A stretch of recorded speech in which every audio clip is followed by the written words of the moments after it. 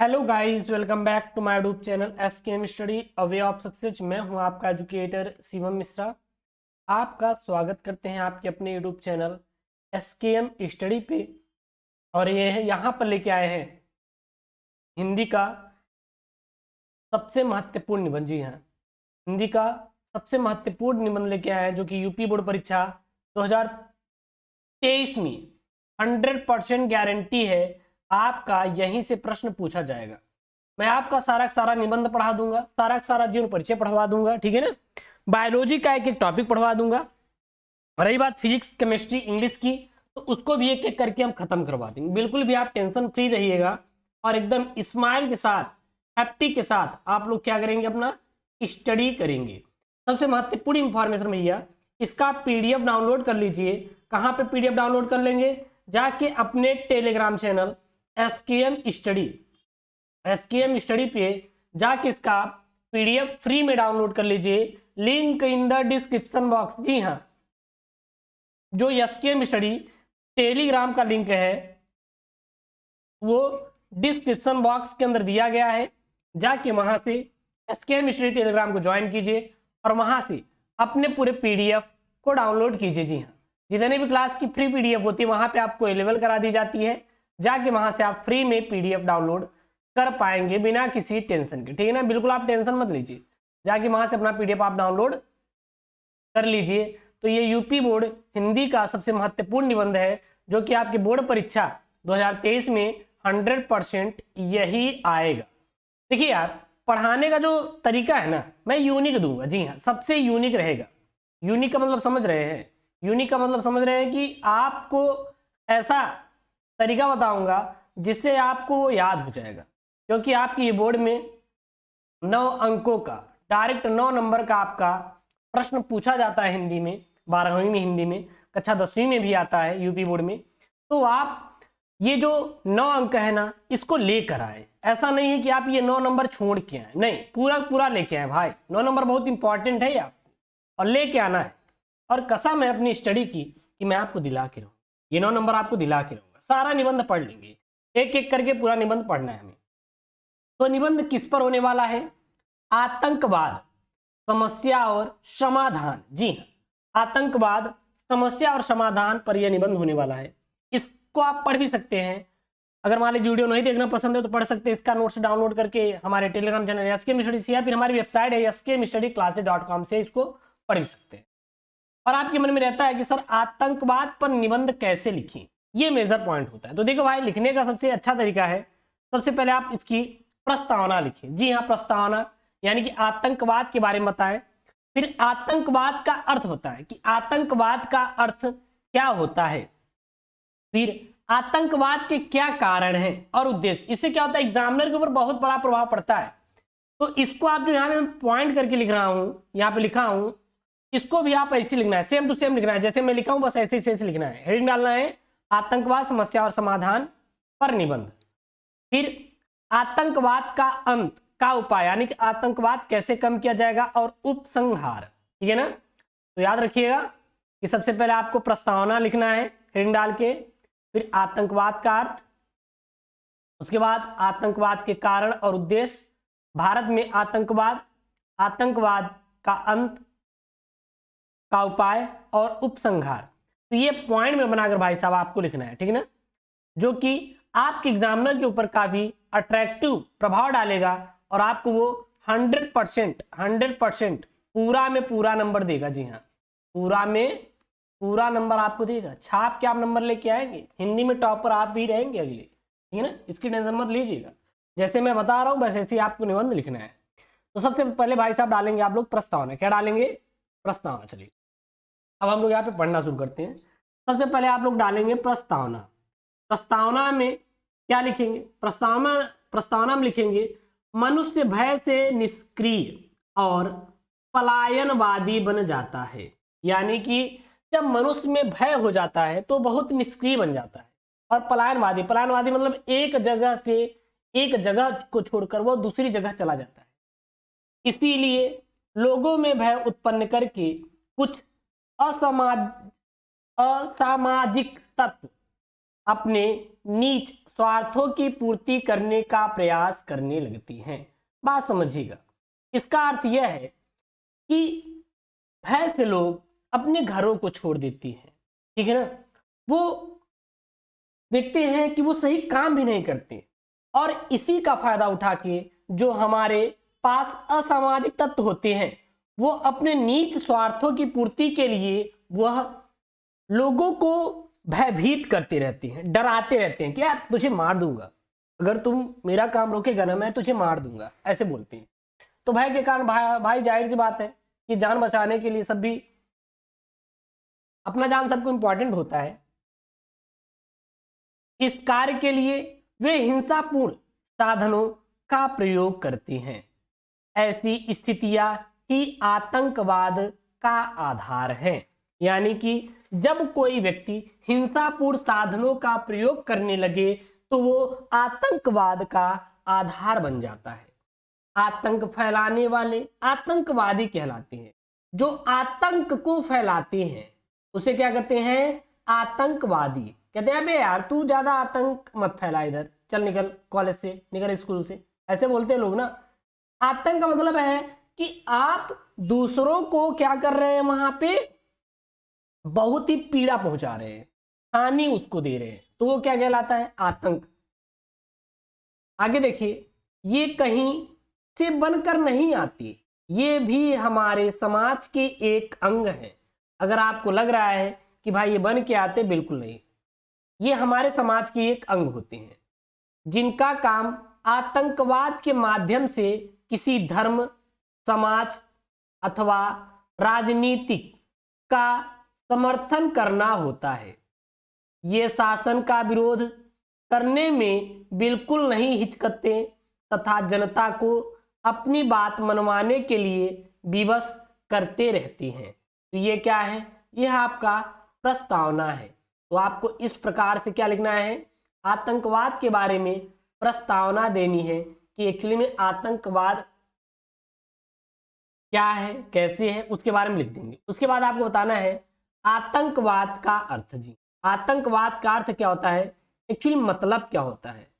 तो आतंकवाद पूर्णतया अनर्थकारी होते हुए भी, यहां पे रहेगा भी, होते हुए भी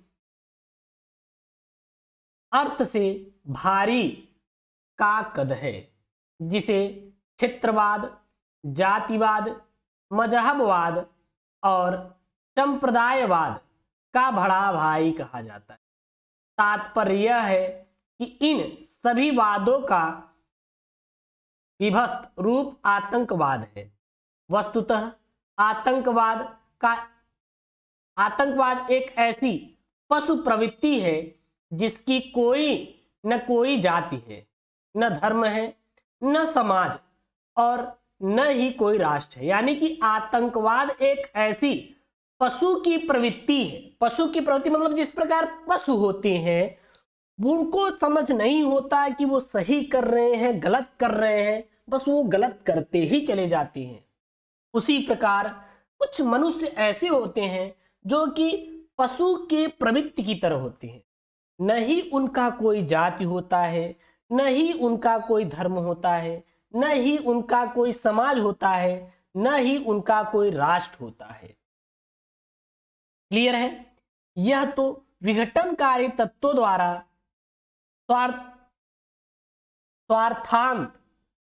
स्वार्थांध होकर किया गया सामूहिक हिंसात्मक प्रयास है। अब बात समझिएगा, यहाँ पे स्वार्थांध का मतलब क्या है? स्वार्थांध का मतलब है कि अपने स्वार्थ के लिए सामूहिक हिंसात्मक प्रयास करना। यानी कि सामूहिक हिंसात्मक मतलब कि कोई समूह है, उन समूहों को आपस में लड़ा देना ही सामूहिक हिंसात्मक प्रयास कहलाता है।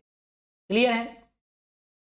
जिसमें राष्ट्रद्रोह के प्रति राग और देशभक्ति के प्रति द्वेष भूसा मुख्य रूप से रहता है। क्लियर है? इतना समझ आ रहा है आपको? इतना समझ आ रहा होगा आपको? तो ये है आपका आतंकवाद का। एक एक करके हम सारा का सारा पढ़ेंगे, आप बिल्कुल टेंशन मत लीजिए। इसका पीडीएफ जाके हमारे अपने टेलीग्राम चैनल SKM स्टडी से डाउनलोड कर सकते हैं और SKM स्टडी टेलीग्राम का लिंक डिस्क्रिप्शन बॉक्स के अंदर दिया गया है। क्लियर है? चलिए अब देखते हैं आतंकवाद के कारण और उद्देश्य, यानी कि आतंकवाद के कारण और उद्देश्य क्या है। आतंकवाद के अर्थ के अंतर्गत प्रस्तुत आतंकवाद के स्वरूप के आधार पर इनके कारण और उद्देश्य स्पष्ट होते हैं। आतंकवादी व्यक्ति मात्र एक माध्यम होता है, उसके हाथ और हथियार किसी दूसरे के होते हैं। बात समझिएगा, इसका मतलब यह है कि आतंकवादी व्यक्ति एक माध्यम होता है लेकिन चलाने वाला कोई और होता है। जैसे कि अगर आपको मैं रखता हूं किसी काम के लिए, तो भैया आप तो काम कर रहे हैं मेरा ना, चला कौन रहा है? मैं चला रहा हूं, क्योंकि आप हमारे नीचे काम कर रहे हैं। उसी प्रकार जो व्यक्ति होता है, ऐसा नहीं वो खुद आतंक फैला रहा, नहीं, वो भी किसी के नीचे काम कर रहा है, उसके हाथ और हथियार भी किसी दूसरे के होते हैं। आतंकवादी तो लक्ष्यहीन होता है, उसका कोई लक्ष्य नहीं होता, उसे दिशा भी किसी दूसरे व्यक्ति के द्वारा ही दिया जाता है, यानी कि उसे दिशा भी दूसरा व्यक्ति ही बताता है, भैया कि आपको यहां पे जाना है। उसकी कोई दिशा नहीं होती, वो लक्ष्यहीन होता है, उसको जो टारगेट दिया जाएगा वही करेगा। अंतरराष्ट्रीय प्रगति की दौड़ में प्रत्येक राष्ट्र एक दूसरे के प्रगति पथ पर पत्थर रखता है। आतंकवाद भी एक पत्थर ही है जो जाति, धर्म, भाषा तथा क्षेत्र आदि को माध्यम बनाकर प्रगति पथ पर गतिरोधक बनाकर रखा है, यानी कि रखा जाता है। गतिरोधक पूरे देश में अस्थिरता पैदा कर देता है, जिसके पीछे एक घृणित और कुत्सित महत्वाकांक्षा होती है। तो ये क्या है? आतंकवाद का कारण और उद्देश्य। ठीक है ना? आशा करते हैं आप लोग यहां तक आपको सारी चीजें समझ में आई होगी। अगर जहां पे आपको कोई दिक्कत आए ना भाई, तो आप तुरंत क्या करेंगे? कमेंट कर देंगे। अब जानते हैं भारत में आतंकवाद, यानी कि भारत में आतंकवाद किस प्रकार से है। आतंकवाद की आग से सर्वाधिक पीड़ित देश भारत है। अगर देखेंगे तो सबसे ज्यादा आतंकी हमला किस में करते हैं? भारत में करते हैं। हालात यहां तक आ पहुंची है कि 13 दिसंबर 2001 को हमारी संसद पर भी हमला हुआ। सोचिए कि भारत में इतना आतंकवाद हो चुका है, यानी कि आतंकवाद घुस चुके हैं कि वो क्या किए कि 2001 में जो कि सबसे सुरक्षा दी जाती है संसद, वहां पर भी हमला कर दिए। हालांकि अब हमारा भारत बहुत ही महान हो चुका है, अब वह सक्षम है किसी से युद्ध करने के लिए, आतंकवाद को कम करने के लिए। देखते हैं हमारे जो BSF के जवान होते हैं, जो हमारी आर्मी फोर्सेस है, वो क्या करती है? आतंकवादियों के घर में घुसकर उसके सीने पर गोली मार के आती है। तो इसलिए अब आतंकी डरते हैं भारत में आने से, लेकिन कुछ को इतना बता दिया जाता है कि भारत ऐसा वैसा है, इसलिए वो आतंक फैलाने चले जाते हैं। लेकिन हमारे आर्मी लोग उनको बिल्कुल नहीं छोड़ते। अरे भाई आतंक फैलाओगे मेरे भारत में आके, लो एक गोली मार दिए, आराम से मर गया साला, आतंकवादी बनता है इधर आके। ठीक है? इसमें पाकिस्तानी खुफिया एजेंसी ISI के हाथ होने की पुष्टि हुई है। और सोचिए जो 2001 में संसद पर हमला हुआ था, उसमें किसका हाथ था? उसमें था पाकिस्तानी खुफिया एजेंसी ISI का हाथ था। अब भैया पाकिस्तान वाले आतंकवादी को क्यों पनाह दे रहे हैं? अगर हम कह रहे हैं कि खुफिया एजेंसी ISI पाकिस्तान में है, तो जाहिर सी बात है पाकिस्तान ही तो उसको दे रहा है पनाह।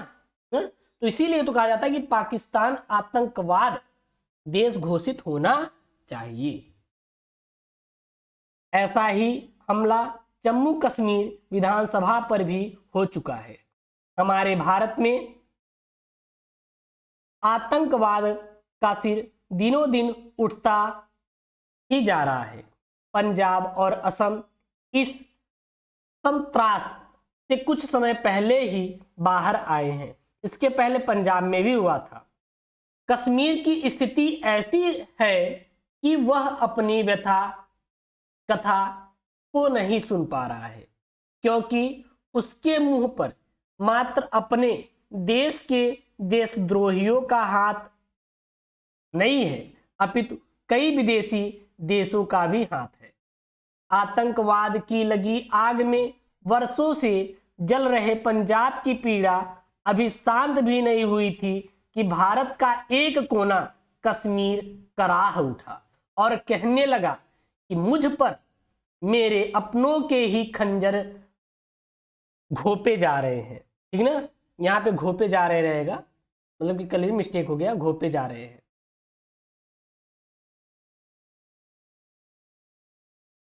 घोपे जा रहे हैं, क्लियर है।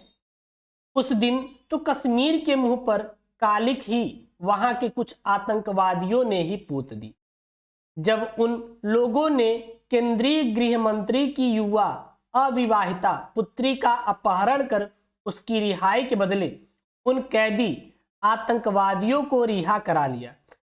जब केंद्रीय मंत्री की युवा अविवाहित पुत्री को अपहरण कर, सोचिए कि कैदी को आतंकवादी छुड़ा रहे हैं जो अपने मुंह की कालिक कश्मीर के कपोल पर पोतने का प्रयास कर रहे थे। आज भी ऐसे कुछ कश्मीरी कुपुत्र हैं जो खाते यहाँ के हैं और गाते पाकिस्तान का है। सही बात, ऐसे कुछ कश्मीरी ऐसे भी कुपुत्र पैदा हुए हैं जो खाएंगे भारत का, गाएंगे पाकिस्तान का। लेकिन कोई नहीं बेटा, एक दिन भारत ना, ये जो कश्मीर है ना, इसमें से सारे आतंकवादियों को मार मार के खेत देगा, और इस बात की गारंटी इंडिया खुद लेता है। हमारे नौजवान लेते हैं, जो आर्मी दिन रात डटे रहते हैं बॉर्डर पर भारत माता की सेवा के लिए। अपनी माँ को दूसरे के हाथों सौंपने की बात कहने या करने वाले कुपुत्रों को कश्मीर कभी माफ नहीं कर सकता। सोचिए यार, अपनी माँ को कभी दूसरे के हाथों कोई दे सकता है क्या? नहीं दे सकता। लेकिन कुछ कश्मीर में ऐसे कुपुत्र हैं, कहते हैं कि आप इसको पाकिस्तान को दे दीजिए, लेकिन हम कभी भी अपने माता को अलग नहीं करेंगे, और ना किसी की इतनी औकात है कि हमारी माँ को लेके चला जाएगा। असम आज भी बोडो आंदोलन की आग में झुलस रहा है। कुल मिलाकर कहा जा सकता है कि भारत में आतंकवाद है और दिनों दिन पूरे जोर से आगे बढ़ रहा है, लेकिन बेटा बढ़ने नहीं देगा। क्यों नहीं? क्योंकि हमारे आर्मी के जवान भी हैं जो कि आतंकवाद को निस्तो नाबूद कर देंगे, जड़ से खत्म कर देंगे। आतंकवाद अंत का उपाय, यानी कि आतंकवाद अंत का क्या उपाय है? चलिए इसको देख लेते हैं हम लोग, हेडिंग है अगली। आतंकवाद के अंत के लिए हमें युद्ध स्तर पर जूझना पड़ेगा। आज सद्भावना के प्रसार की आवश्यकता है। युवा पीढ़ी जो भटकान के रास्ते पर है, उन्हें विश्वास में लिया जाए और उनमें देशभक्ति की भावना का प्रचार प्रसार किया जाए। जैसे कि अग्निवीर क्यों लाया गया? ताकि आप अपने देश की सेवा कर पाए, आपको अपने देश की सेवा करने का मौका मिले। आतंकवादियों से किसी प्रकार का समझौता राष्ट्र के लिए घातक सिद्ध होगा। उन्हें देशद्रोह के आरोप में मृत्यु दंड दे दिया जाना चाहिए। प्रशासन को चुस्त दुरुस्त बनाया जाए और समुचित अधिकार दिए जाएं, जिससे वे हर परिस्थिति में स्वयं निर्णय ले सकें। अंतर्राष्ट्रीय स्तर पर आतंकवाद को बढ़ावा देने वाले राष्ट्रों के विरुद्ध संघर्ष किया जाए और उनकी निंदा हो। आतंकवाद के आश्रयदाता पर भी देशद्रोह का आरोप लगाकर कड़ी सजा दी जानी चाहिए। भारत यदि यह समझता है कि राजनीतिक स्तर पर आतंकवाद की समस्या का समाधान है, तो उसे इसके लिए आगे बढ़ना चाहिए। लेकिन यह आवश्यक है कि समझौता सर कटा सकते हैं, लेकिन सर झुका नहीं सकते। यह सिद्धांत से प्रेरित है। ऐसा समझौता कठिन हो सकता है, किंतु असंभव नहीं। अब बात करेंगे लास्ट वाला टॉपिक, जो कि है उपसंहार। इन सभी इंपॉर्टेंट टॉपिक को आपको अच्छे से लिखना है, क्योंकि इसी को देखकर एग्जामिनर आपको नंबर देता है। और मैं आशा करता हूं कि आपको अच्छे से ये समझ में आ रहा होगा। तो लाइक, सब्सक्राइब, शेयर जरूर करना है अपने दोस्तों के साथ, ठीक है ना। चलिए, आतंकवाद और भारत क्रमशः मृत्यु और जीवन जैसे एक दूसरे के सामने खड़े हैं। अतः प्रत्येक जनता का उत्तरदायित्व है कि वह इसको समाप्त करने के लिए अंत तक संघर्ष करे। किसी देश में अशांति और आतंक फैलाना उस देश में अस्थिरता की आग फैलाना है, और इससे शत्रुओं को तो बल मिलता ही है, जनधन की भी बहुत हानि होती है। प्रगतिवादी योजनाओं की प्रगति के पांव रुक जाते हैं। प्रशासन का पूरा समय आतंकवाद से निपटने में लग जाता है। अतः यदि हम चाहते हैं कि हम और हमारा भारत शांति में रहे, तो अहिंसा के पथ पर चले और अन्य बड़े देश की भांति प्रगति के पथ पर चले। तो भारत के जन जन का यह नैतिक कर्तव्य है कि भारत में आतंक के विरुद्ध आवाज उठाए। जी हाँ, हर देश में यह होना चाहिए कि वह आतंक को वह जड़ से मिटा दे और आतंकवाद के विरुद्ध आवाज उठाए, और जो देश ये आतंकवाद को पनाह दे रहा है उसे आतंकवादी देश घोषित किया जाए। तो यहाँ पर मैंने सबसे महत्वपूर्ण निबंध बताया है, जो कि बोर्ड परीक्षा में गारंटी है कि 100% आ जाएगा। इसलिए इस आतंकवाद पर निबंध को जरूर से जरूर तैयार कर लें, और जो कि काफ़ी इंपॉर्टेंट निबंध है, जो कि यूपी बोर्ड परीक्षा 2023 के लिए है। इसका PDF आप डाउनलोड कर सकते हैं। कहाँ पे? आपके अपने टेलीग्राम चैनल SKM स्टडी से, और SKM स्टडी टेलीग्राम का जो लिंक है वो डिस्क्रिप्शन बॉक्स के अंदर दिया गया है, जाके आप डाउनलोड कर लीजिएगा। ओके दोस्तों, thank you, Jai Hind, take care, bye bye.